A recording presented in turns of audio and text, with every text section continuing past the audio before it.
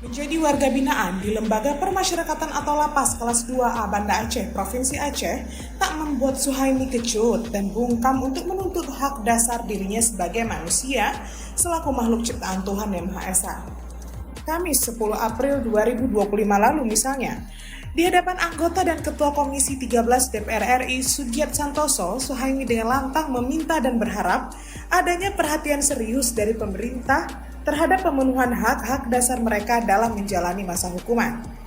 Itu disampaikan saat anggota dan Ketua Komisi 13 DPR RI tadi melakukan kunjungan kerja di Lapas kelas 2A Banda Aceh.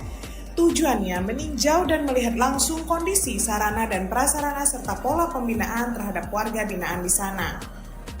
Salah satu poin utama permintaan Suhaimi adalah disediakannya bilik asmara atau bilik keluarga sebagai sarana pemenuhan kebutuhan batin atau seksual bagi suami istri yang